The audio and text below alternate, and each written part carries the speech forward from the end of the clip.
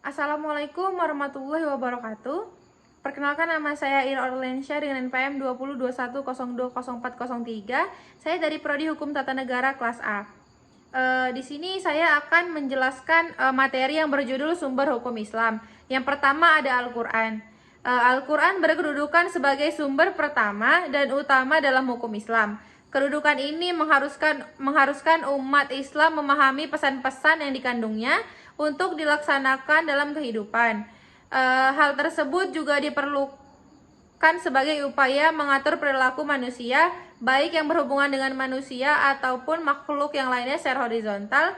Demikian pula seluruh persoalan yang berkaitan dengan hukum, meski dicari jawabannya terlebih dahulu dari petunjuk yang terkandung dalam Al-Quran.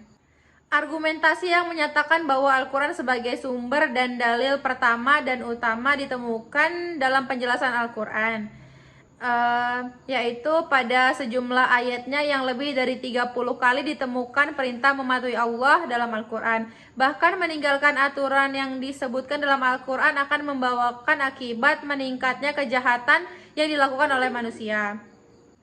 Yang kedua ada As-Sunnah. Pada uraian sebelumnya telah dijelaskan bahwa Al-Quran merupakan sumber utama dan yang paling utama dalam hukum Islam yang bersifat global yang membutuhkan penjelasan secara operasional.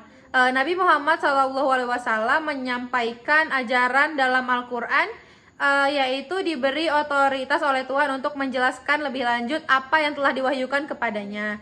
Dengan demikian, Al-Sunnah baik dalam bentuk perkataan, perbuatan, maupun dalam bentuk takrir berkedudukan sebagai sumber kedua setelah Al-Quran. Kedudukan Al-Sunnah sebagaimana disebutkan berdasarkan argumentasi bahwa secara normatif ditemukan ayat Al-Quran yang menyeluruh untuk taat kepada Rasul. Ketaatan kepada Rasul sering dikaitkan dengan ketaatan pada Allah Subhanahu wa taala, seperti yang ditemukan pada Quran surah An-Nisa ayat 13. Lalu ada akal dan proyeksi ijtihad. Pengertian akal menurut Al-Quran, lebih khususnya menurut pengertian pra-Islam, yaitu bahwa memerhatikan alam sekitarnya dengan otak, yang dimana otak adalah organ tubuh akal. Artinya, akal itu sendiri terdapat di dalam otak seseorang yang digunakan untuk berpikir, dan berdasarkan pemikiran itu, maka lahirlah suatu ide ataupun gagasan mengenai suatu masalah yang dipikirkan. Berdasarkan perspektif Islam, peran dibagi menjadi dua. Yang pertama itu memahami nilai-nilai ajaran agama. Apabila ada doktrin yang kurang jelas, akal akan merumuskan pelaksanaannya. Adapun ketika sebuah doktrin memiliki nilai-nilai sosial, akal bertugas menerjemahkan dalam konteks kehidupan kekinian. Yang kedua, akal bertugas memilih dan menyeleksi doktrin agama. Terkadang ada doktrin agama yang bersifat temporer ataupun madaniyah, dan ada doktrin agama yang selalu kontemporer ataupun makiyah. Lalu ada akal dan proyeksi ijtihad.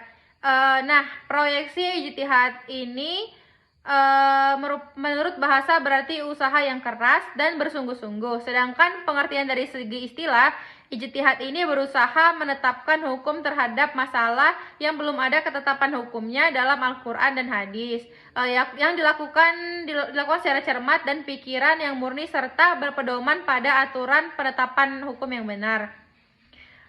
Lalu ijtihad ini diterapkan dengan beberapa cara. Yang pertama adalah ijma, yang kedua qiyas, yang ketiga ada ijma adalah kesepakatan para mujtahid pada masa setelah Rasulullah wafat terhadap satu masalah.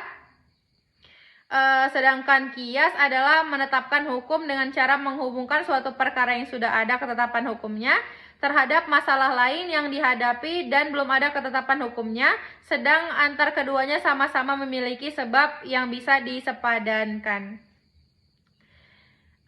Sekian materi yang dapat saya sampaikan. Apabila ada salah kata, saya mohon maaf. Akhir kata saya ucapkan wabillahi taufik wal hidayah. Wassalamualaikum warahmatullahi wabarakatuh. Terima kasih.